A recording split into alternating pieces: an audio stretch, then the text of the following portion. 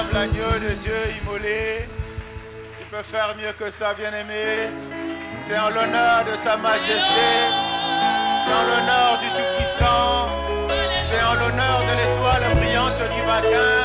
C'est en l'honneur du chef de l'armée de l'Éternel.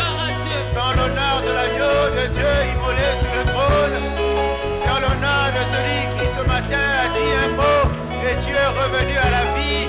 C'est en l'honneur, oh, du commandant en chef, oh Dieu. Sois célébré, sois célébré.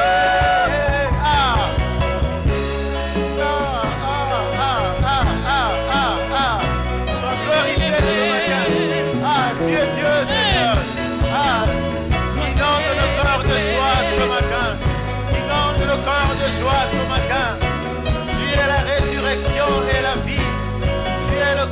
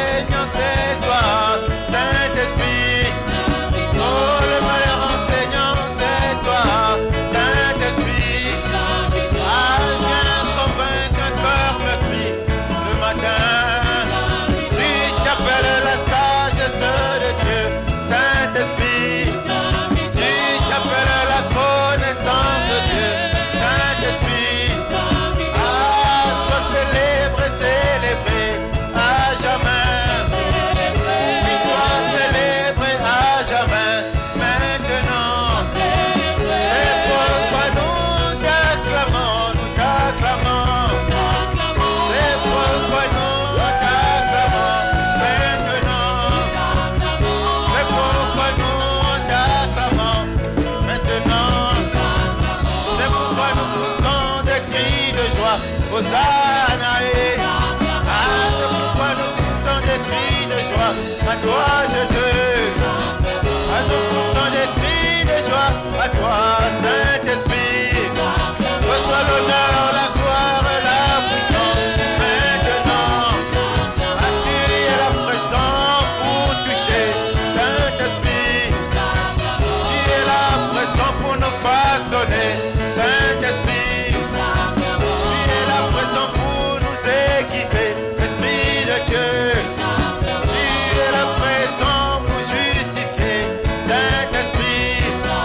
Reçois l'honneur, la gloire, les acclamations. Oh, oh, oh. Reçois l'honneur, la gloire, les acclamations, Saint-Esprit. Acclame, acclame, acclame, acclame, acclame, acclame, acclame. Ah. Acclame, acclame, acclame, acclame. Il y a l'Esprit de Dieu. Il y a l'Esprit de Jésus. Acclame, acclame, acclame. Acclame, acclame, acclame, acclame, acclame, acclame.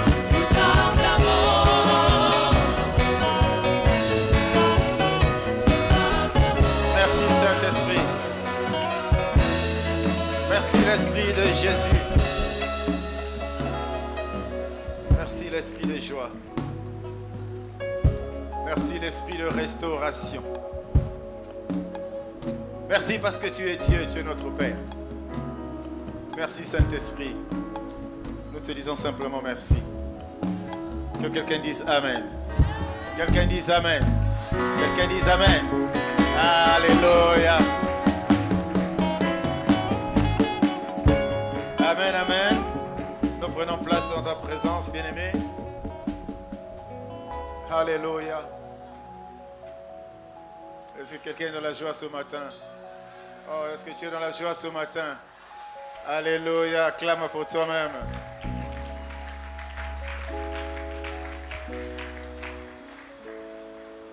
Bien-aimé, dans ces histoires de prédication, d'enseignement de la parole, c'est toujours assez compliqué, j'allais dire assez difficile parfois. Voyez-vous, on vient de passer des moments incroyables à cet endroit. Autant le séminaire que les moments de prière intenses à cet endroit. Mais vous savez, Dieu parle tantôt d'une manière, tantôt d'une autre. Et c'est à nous d'être attentifs, c'est à nous d'avoir le discernement. Dieu est en train de nous faire entrer dans une dimension de prière. Je ne sais pas ça, toi tu l'as perçu, mais nous n'allons pas reculer. Nous allons y rester. Nous allons nous maintenir là-dedans. Parce que c'est le temps favorable. Parce que nous sommes dans la saison. Saison au cours de laquelle tu dois prier d'une certaine manière. Dis-moi Amen. Ce n'est plus le temps des pleurs. Ce n'est plus le temps de lamentation. Mais c'est le temps où tu dois te lever. Dis-moi Amen. Vaincre les malédictions de sang. C'était fort. Hein? Alléluia. À qui Dieu a révélé quelque chose par rapport à ça? À qui Dieu a révélé quelque chose par rapport à ça? Ah, je vois une seule personne qui lève le doigt. Que Dieu soit béni. Amen, amen. Ce matin, naturellement que nous lui rendons grâce pour ses bienfaits. Il nous fait tellement du bien que la première des choses que nous avons à faire, quand nous retrouvons dans sa présence, quand nous sommes convaincus d'être avec lui, c'est simplement de lui dire merci. Merci pour tout. Et comme j'ai dit, nous avons passé des moments merveilleux ici. Et toute notre reconnaissance à Dieu. Il nous invite encore à nouveau à être là ce matin. Nous voulons parler toujours de lui. Et nous allons vers la fin de l'année, bien-aimés. La fin de l'année est synonyme autant de bonnes choses que de mauvaises choses. Encore plus plutôt dans le monde spirituel. Mais je voulais te rassurer simplement que tu es en train d'aller vers la fin de l'année et les choses se passeront exactement comme Dieu l'avait programmé. Ça ne se passera pas différemment. En dépit de ce que tu vois ces jours-ci, en dépit de ce que tu traverses, en dépit de tout ce qui trotte dans ta tête, dans tes pensées, je veux te rassurer que tu vas arriver à la fin de l'année tel que Dieu l'a décidé. Quelqu'un me dise Amen, bien-aimé. Et tu comprends que si on parle en utilisant ces termes, ces expressions, il y a en filigrane un mot ou bien un ensemble de mots, une combinaison de mots qui apparaît. C'est le combat spirituel. Quelqu'un dit combat spirituel. Quelqu'un dit combat spirituel. C'est la réalité du quotidien, bien-aimé. C'est ce que nous vivons tous les jours. Si tu es là, c'est parce que hier, avant-hier, il y a 1 an, il y a 2 mois, il y a je ne sais pas combien de temps, tu as remporté des victoires. Et remporter une victoire est synonyme d'avoir combattu auparavant. Dis-moi Amen. Si tu n'avais pas remporté, tu ne serais pas là ce matin. Est-ce que quelqu'un me suit? Alléluia. Alléluia. Et tu vois même, par ces temps qui sont difficiles, la légèreté avec laquelle l'ennemi parle de toi. La légèreté avec laquelle il déclare des paroles sur toi. La légèreté avec laquelle il prononce des malédictions sur toi ou contre toi. Il le fait légèrement, mais avec une assurance. Mais ce qu'il n'oublie pas, c'est dont il n'a pas la maîtrise. Il n'a pas la maîtrise de toi, de ton identité, de ta personne. Parce que toi, tu n'es plus celui qui était hier, mais tu es cette nouvelle âme aujourd'hui, née de nouveau, qui est accrochée au beau cep. Quel que soit le vent, quelle que soit la tempête, cette personne qui est toi, ce matin ne bougera jamais. Dis-moi Amen. Fais sortir ton fils et qu'il meure. Alléluia. C'est le thème de ce matin. Fais sortir ton fils et qu'il meure. Naturellement, ce n'est pas une parole qui vient de moi. Et en parcourant les Écritures, j'ai retrouvé cette belle phrase. Derrière laquelle nous avons beaucoup d'enseignements. Dans laquelle nous avons beaucoup d'enseignements. Amen, amen, amen. Allez, on va y aller rapidement. Juge 6, à partir du verset 28.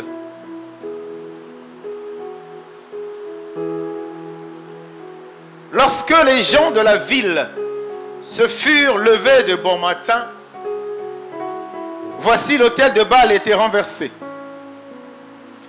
Le pieu sacré placé dessus était abattu et le second taureau était offert en holocauste sur l'autel qui avait été bâti. Ils se dirent l'un à l'autre, qui a fait cela? Et ils s'informèrent et firent des recherches.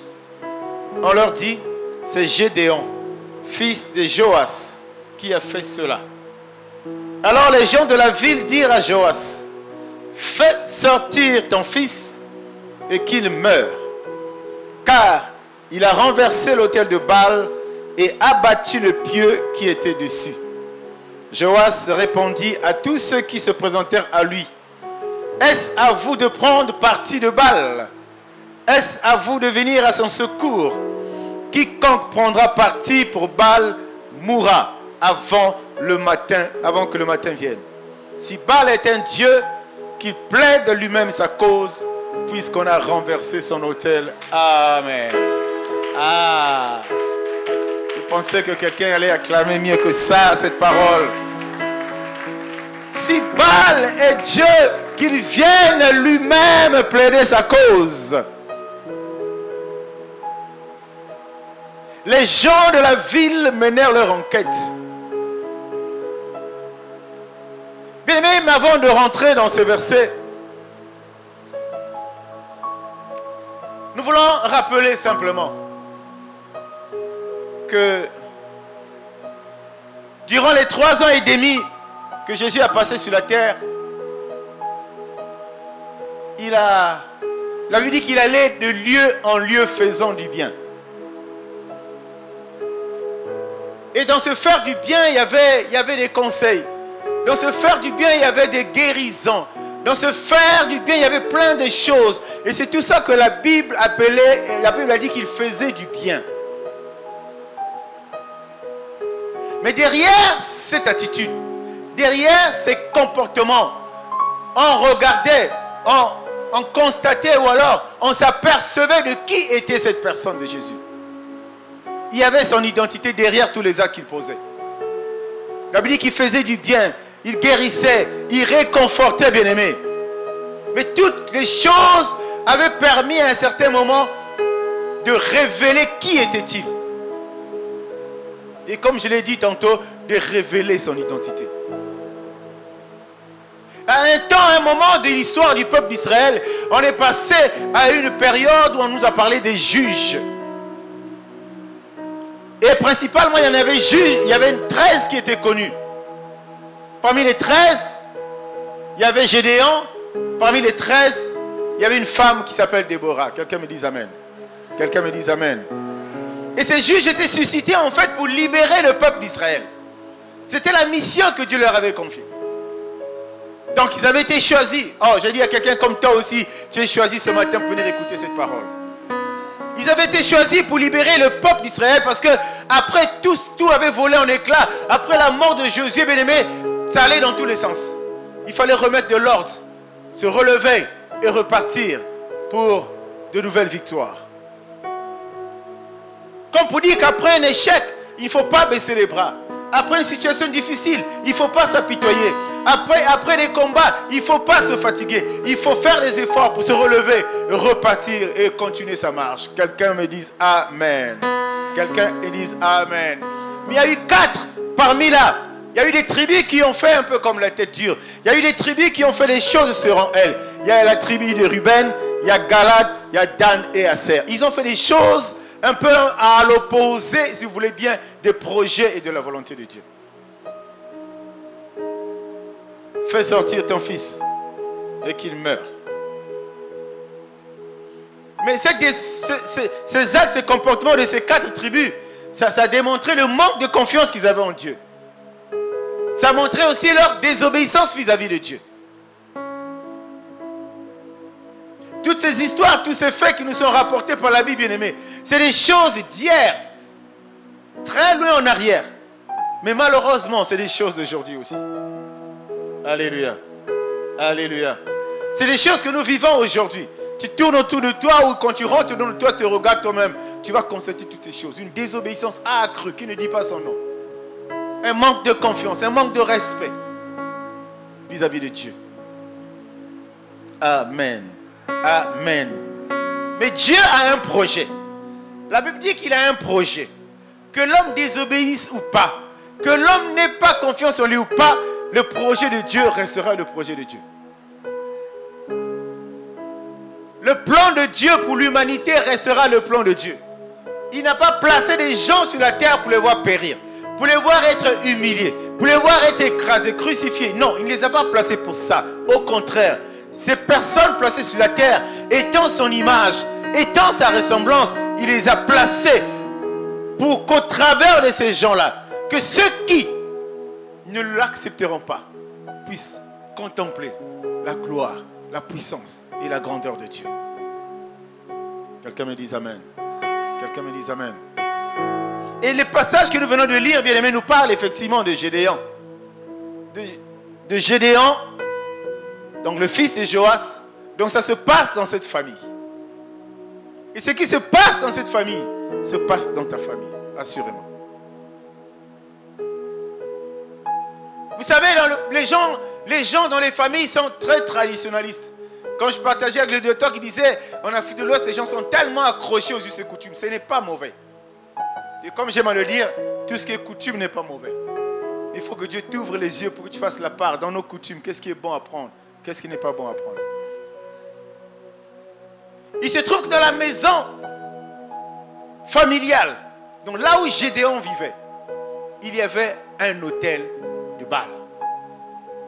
Un autel de Baal, ce n'est pas un autel de Dieu. Alléluia. Mais Dieu cherchait quelqu'un qui devait être utilisé par Dieu pour sauver dans un premier temps cette famille et ensuite le peuple d'Israël. Il y avait un autel. Mais regardez bien, mais si vous repartez vous remontez un peu dans Juge 6, si vous remontez un peu vers un peu avant, vous allez vous rendre compte que Dieu, que Gédéon avait déjà posé ce qu'on peut qualifier ce matin d'un acte prophétique par rapport à ce qui devait arriver dans la maison de son père. Dieu le choisit, jeune de son état. Vous connaissez l'histoire. Dès que Dieu a dit c'est toi, il dit non, c'est pas moi, c'est pas possible. Famille pauvre à Manassé, famille ceci. Moi, qu'est-ce que je suis? Très jeune, regardez mon âge. La mission est impossible. Dieu a dit c'est toi. Oh, Dieu est venu dire à quelqu'un ce matin, c'est toi. Ce n'est pas quelqu'un d'autre, c'est toi. Qui que tu sois, quel que soit ce que tu as, quel que soit ce que tu es, mais Dieu dit que c'est toi. Et Gédéon voulait des signes. Gédéon voulait que Dieu le rassure, que la mission qu'il lui confie, lui-même Dieu sera derrière pour l'accompagner. Il a offert à Dieu. Il a bâti un autel. Il a fait un holocauste à Dieu. Tout cela précède ce qui va arriver. Gédéon ne sait pas du tout, enfin, il est un peu perdu, mais il veut des signes. Il dit, mais moi j'ai une famille, mais nous sommes nombreux, pourquoi c'est moi? Dieu dit, c'est toi. Et Dieu lui a donné des signes. Alléluia. Et ça confortait Gédéon, ça l'a rassuré, ça l'a prouvé qu'effectivement, ce qu'on lui demandait de faire, il ne fera pas ça par lui-même. Il ne réussira pas la mission par lui-même, mais il sera accompagné par Dieu. Bien-aimé, ne te crois jamais seul. En tant qu'enfant de Dieu, ne pense jamais que tu es seul. Ne pense jamais, pas une seule seconde. Il ne faut même pas y penser. Ne fais jamais passer cette pensée-là dans ta tête. Jamais. Tu n'es jamais seul. Dieu est avec toi. Dieu est en toi. Parce qu'il déjà, il dit, ton corps est le temple du Saint-Esprit. Si nous ne comprenons pas ces choses, c'est très difficile. Donc, il pense cet acte prophétique parce qu'il ne sait pas quel va en être l'impact. Le problème qu'ils ont, c'est qu'ils sont en face des Madianites. Un peuple que tu connais. Un peuple qui en voulait sérieusement au peuple d'Israël. Et donc Gédéon, après avoir posé, bien-aimé, cet acte prophétique, comme j'ai dit, vous savez, on nous a appris ici, on nous a enseigné ici, par rapport au sang. On disait des affaires de malédiction de sang là. C'est sang contre sang. Alléluia. Là, je voulais te dire, ces affaires d'autel qui est dans ta famille là, c'est autel contre autel. C'est autel contre autel. Gédéon a bâti un autel à Dieu prophétiquement. Il ne savait pas, il a bâti, mais il ne savait pas. Bien-aimé, il faut d'abord élever Dieu. Il faut d'abord remettre Dieu à sa place. Il faut d'abord, comme Élie l'a fait, il faut d'abord Dieu, le reste ensuite. Et l'acte qu'il a posé a facilité, bien-aimé, l'accomplissement de sa mission. L'acte qu'il a posé était important. Il arrive, il détruit l'autel de Baal qu'il y avait dans la maison de son père. Oh, dans la maison de ton père, il y a un autel de Baal. Si ce n'est dans la maison de ton père, dans la maison de ton grand-père, il y a un autel de Baal. Si ce n'est dans la maison de ton grand-père, dans la maison de ton aïeux, il y avait un autel de Baal. Et cet autel de Baal sur lequel des sacrifices avaient été consentis. Cet autel de Baal sur lequel des incantations avaient été prononcées. Cet autel de Baal sur lequel, bien-aimé, ton nom était invoqué chaque fois, matin au soir. Cet autel-là a existé ou bien il existe encore. C'est pour ça que Dieu a voulu qu'en dépit du temps qui est celui-là, Dieu a tenu à ce que toi tu sois présent pour que tu reçoives la révélation et que tu te lèves et que tu combattes. Dis-moi Amen, bien-aimé. Dis-moi Amen. Gédéon va détruire cet autel. Si Dieu te demande de faire quelque chose, c'est que tu es capable de le faire. C'est pour ça qu'il dit, il ne peut pas nous tenter au-delà de nos forces. Si Dieu te confie une mission parce qu'il est convaincu que tu es capable de l'accomplir. Mais les enfants de Dieu, quand il y a quelque chose à faire, non, ça, je ne pourrais vraiment pas, quoi. Je ne pourrais pas. Hey. Mais comme tu ne pourras pas, puis toi-même tu confesses que tu ne pourras pas. Et le voilà en train de détruire, bien-aimé, cet autel. Et ce qui est merveilleux, ce qui est bien dans cette histoire, c'est qu'il y a un temps au cours duquel il va réaliser, il va accomplir sa mission. Rien ne se fait en dehors du temps que Dieu avait programmé pour toi. La Bible dit que dans la nuit, Dieu ne fait pas que les choses la nuit. Hein. Mais pour Gédéon, c'est dans la nuit. Chez toi, ça pourrait être aussi dans la nuit. Mais ça peut être à midi. Ça peut être à n'importe quelle heure.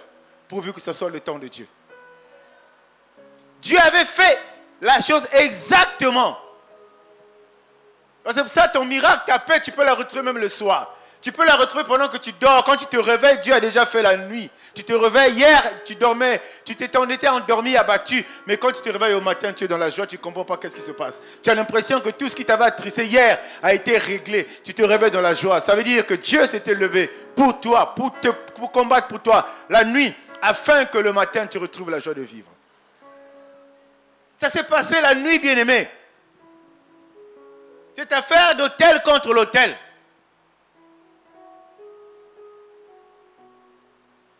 Et Gédéon s'est juste engagé parce que rassuré. Gédéon a juste redonné la confiance, refait confiance à Dieu parce que rassuré. Et je me pose la question ce matin, bien-aimé, tu es là, tu es chrétien, pourquoi tu n'as pas confiance en Dieu? Pourquoi tu n'as pas confiance en Dieu? Et le fait que tu perds cette confiance en Dieu, cette confiance, tu l'attribues, tu la donnes aux hommes.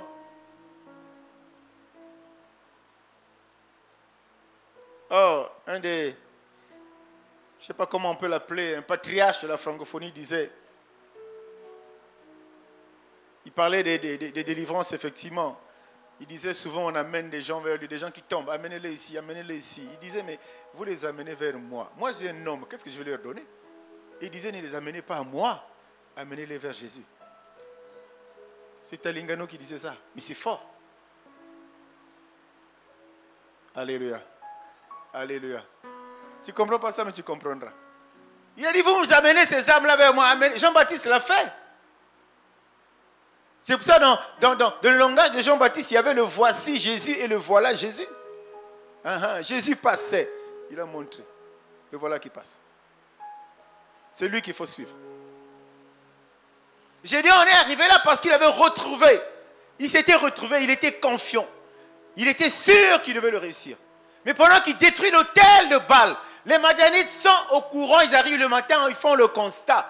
Ils commencent à mener leurs enquêtes. Ils commencent à chercher qui a fait ça, qui a fait ça, qui a fait ça, qui a osé toucher à ça. Ils se sont rendus compte que c'était Gédéon. Bien, moi aujourd'hui dans ta famille, les gens savent que c'est toi qui pries tous les jours à minuit. Les gens savent que c'est toi qui invoques Dieu. C'est toi qui combats tous les jours les œuvres des ténèbres. Dans ta famille, les gens le savent, ne te trompe pas. C'est pour ça, comme ils le savent, ne baisse pas les bras, persévère. Persévère. Cet autel, tu ne comprendras peut-être même pas toi-même à quel moment le feu descendra pour le consumer. Quelqu'un me dise Amen. Ah, acclame pour le Seigneur.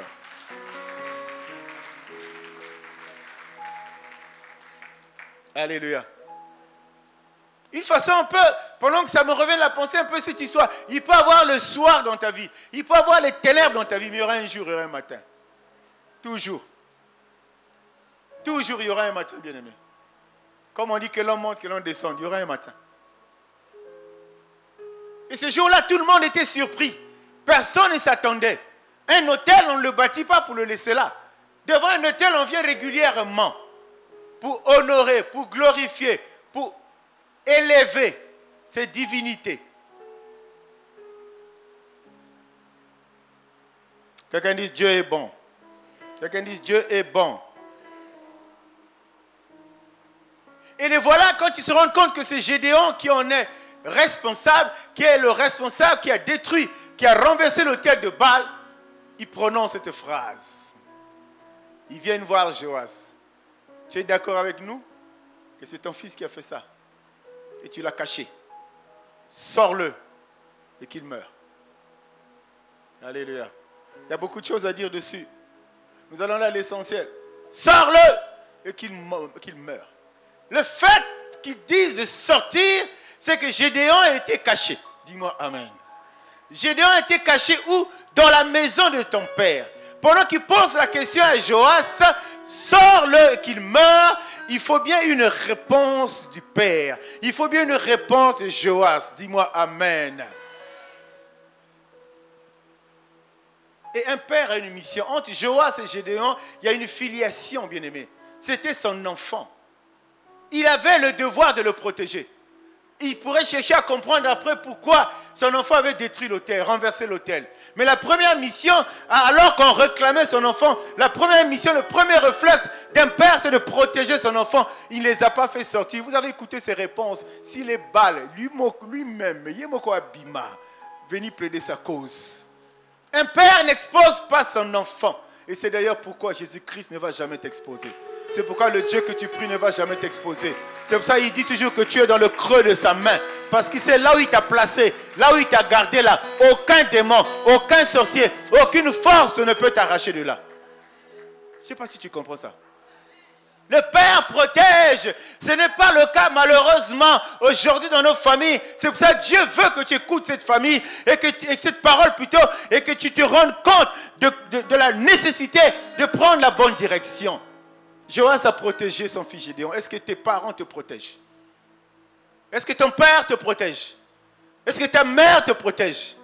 Et quand je parle de protection, ce n'est pas ce à quoi tu penses derrière un totem du village, derrière Kinkoko quelque chose. Non, on a lu l'histoire de Gédéon et Joas, on est en train d'en parler et tu vois comment son père a réagi. Il pouvait se fâcher. Il était le chef de la maison.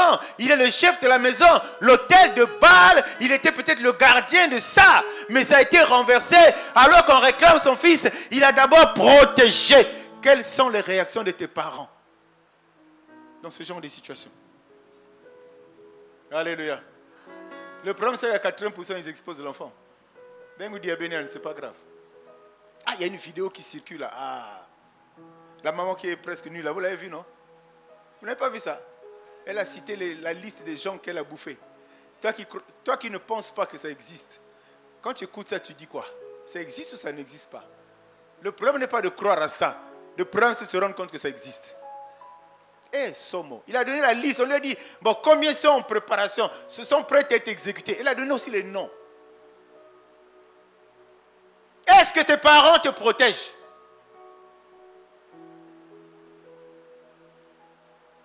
Avant qu'ils cherchent à savoir pourquoi les gens te cherchent, est-ce qu'ils te protègent d'abord? Est-ce qu'ils te sécurisent d'abord, bien-aimé? Qui que tu sois, tu es une créature. Vous savez, Dieu protège des gens qui ne sont même pas dans cette église-là. Dieu protège des gens qui sont dans la rue, qui dorment dans Nganda. Dieu les protège. À plus forte raison, toi, bien-aimé.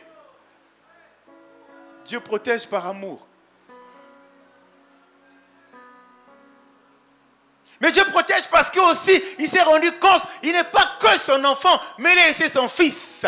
Un fils, c'est celui qui a droit à l'héritage. La Bible dit qu'un enfant nous est né, un fils nous est donné, et sur lui reposera la domination, bien-aimé. Il faut que tu parviennes à ce statut de fils pour que tu bénéficies de la protection, non pas de tes parents biologiques seulement, mais aussi de Dieu le Père. Ah! Ah! Il a protégé parce que c'était le fils. Et David arrive, il sort de la forêt. C'est un enfant qu'on envoie aller donner de la nourriture à ses grands frères qui sont au combat, qui sont en face de Goliath. C'est un enfant. Mais quand il remporte la victoire, les gens, Saoul demande, mais dites-moi, de qui il est fils? Oh, les choses peuvent changer dans ta vie, mais deviens seulement fils. Deviens seulement fils. Deviens seulement fils. Les choses peuvent changer dans ta vie, mon frère. Il était un enfant quand il partait. Quand il repart, quand il revient, il devient fils. Quand tu vas dans le combat, tu n'es peut-être pas important dans ta famille, mais je sais que tu vas remporter des victoires. Ton identité va changer. Ton nom va changer. Ça dépend de toi. David, au-delà du fait que ses enfants, ses grands frères le chassaient, l'acculaient pour dire qu'est-ce que tu viens faire ici, tu es un petit. Mais à la fin, il est devenu le fils. Le fils a droit à l'héritage.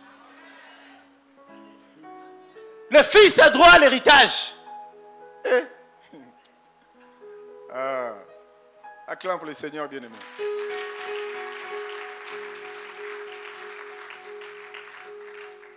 Et ce qui est intéressant, regardez l'histoire de David et Goliath.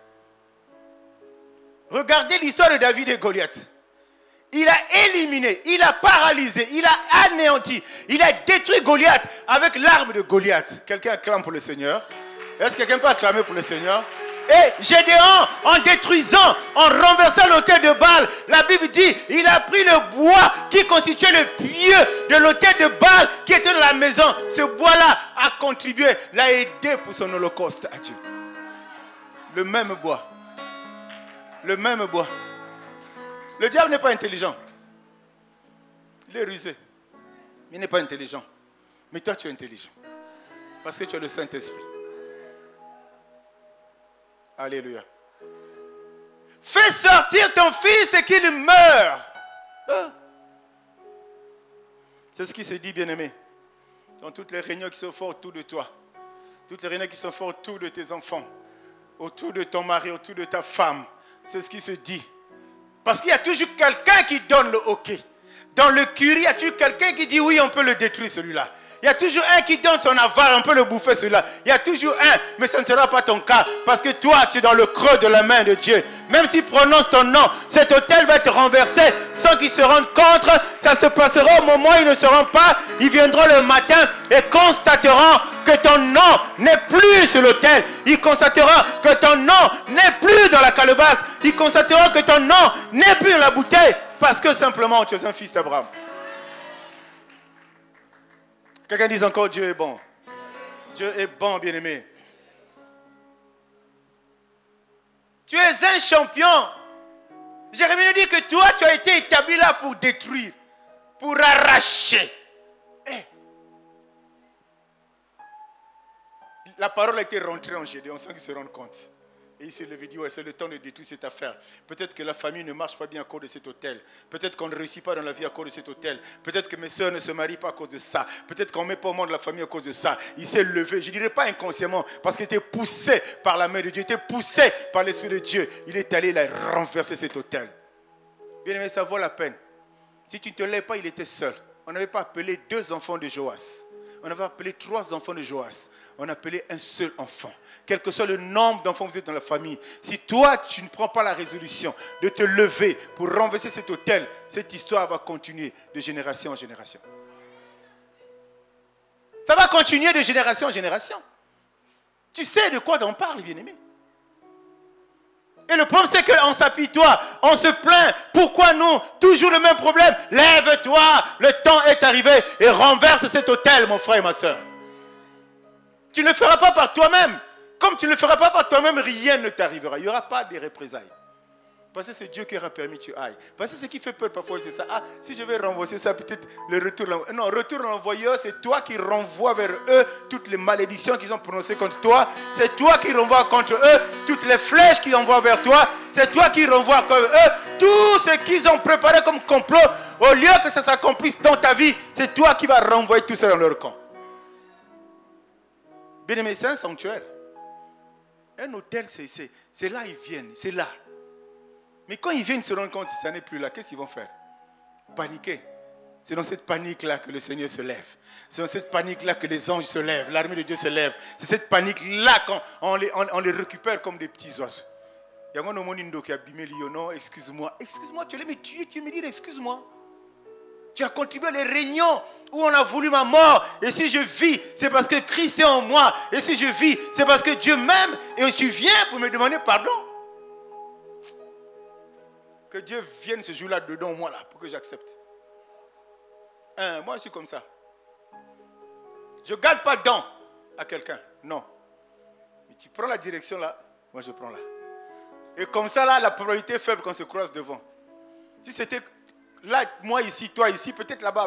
Mais quand je prends là, toi tu prends là, la protection. Le temps de vie que Dieu nous a donné sur la terre, on ne va pas se croiser. Tu fais ton choix. Parce que tu étais conscient de ce que tu voulais. On ne t'avait pas donné un téléphone, tu veux tuer quelqu'un. On ne t'avait pas donné 100 000 francs, tu veux tuer un enfant. Joas a protégé l'enfant. Il dit, ne sors pas. Si votre Dieu, Dieu bien aimé, Dieu pour confondre l'ennemi, ce n'est pas compliqué. Il est capable de changer le langage même de tes ennemis. Joas, qui était le père de la maison là, il connaissait l'autel. C'est lui qui entretenait l'autel, bien aimé, de Baal dans la maison. Mais il a changé. Il dit, si Baal est Dieu, qu'il vienne défendre sa cause.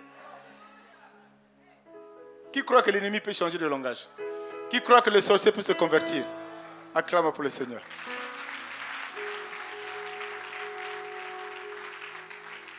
Alléluia. Alléluia. Il y a une réalité. L'évangile de Christ ce n'est pas limité au combat spirituel, non. L'évangile, la Bible, là, ce n'est pas limité au combat, bien-aimé. Mais si tu ne parles pas du combat, tu n'es pas avec nous. Tu ne parles pas du combat, tu n'es pas avec nous. Nous n'avons pas à lutter contre la chair et le sang, contre les autorités. Ça, c'est le combat spirituel. Si tu ne parles pas de ça, il faut qu'on te fasse passer à la loupe. Pour qu'on regarde qui es-tu. Message puissant sur la sanctification. Message puissant sur la prospérité. Message puissant, des bonnes révélations. Associe le combat spirituel. Si tu n'associes pas, tu peux fouiller le quête. Dis-moi Amen. Dis-moi Amen. C'est un tout. Et dans ce tout-là, on nous parle de tout. Et nous devons prêcher tout. Est-ce que quelqu'un me suit? Est-ce que quelqu'un me suit? Tu peux acclamer pour le Seigneur.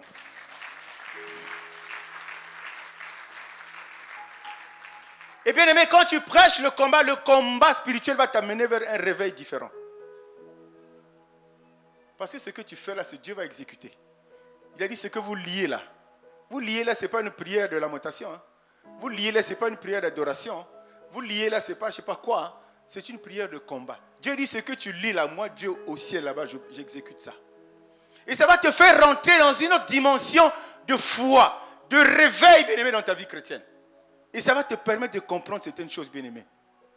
Et quand tu atteindras ce niveau, ça va te permettre de comprendre la nécessité d'abandonner les dieux étrangers. Les dieux étrangers, tu vas comprendre qu'il faut abandonner, bien-aimé, totalement les dieux étrangers. Tu vas comprendre il faut vraiment revenir au pied du maître pour obéir à sa parole. Revenir vraiment à ses pieds pour obéir à sa parole.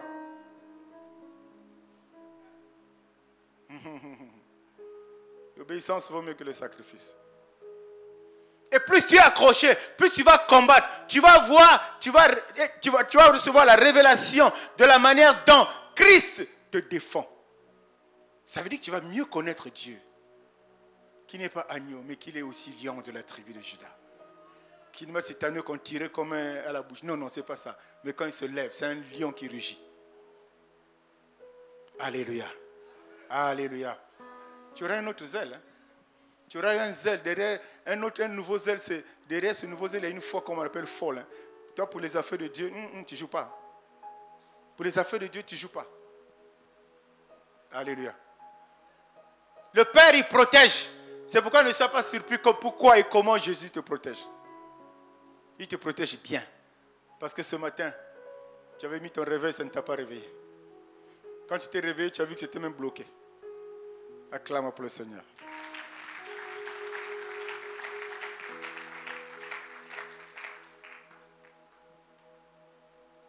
Dieu, il est bon.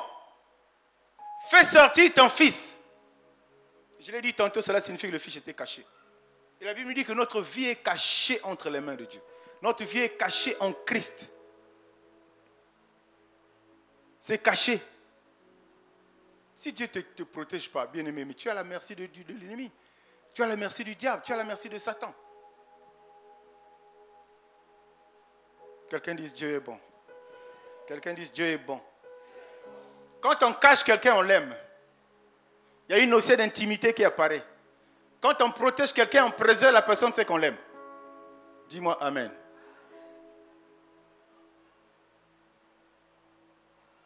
Qu'il meure. Tu ne mourras pas. Tu ne mourras pas. Tu ne mourras pas. Tu ne mourras pas. Tu ne mourras pas. Tu vivras. Tu proclameras les oracles de l'Éternel. Parce que Dieu va te donner la force de renverser les autels de Baal dans ta vie. Acclame pour le Seigneur. Acclame pour le Seigneur. Acclame pour le Seigneur.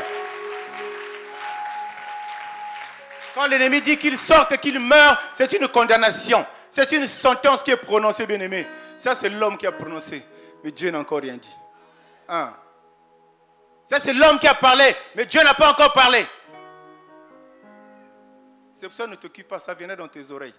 Ce n'est pas ça qui t'intéresse. Ce qui t'intéresse, c'est le projet de Dieu pour toi. Ce qui t'intéresse, c'est la volonté de Dieu pour toi. Ce qui t'intéresse, c'est ce que Dieu va dire sur toi, bien-aimé. Parce que tu as la vie. Parce que tu as le Fils. Et comme tu as le Fils, tu as la vie. Que le Seigneur bénisse sa parole.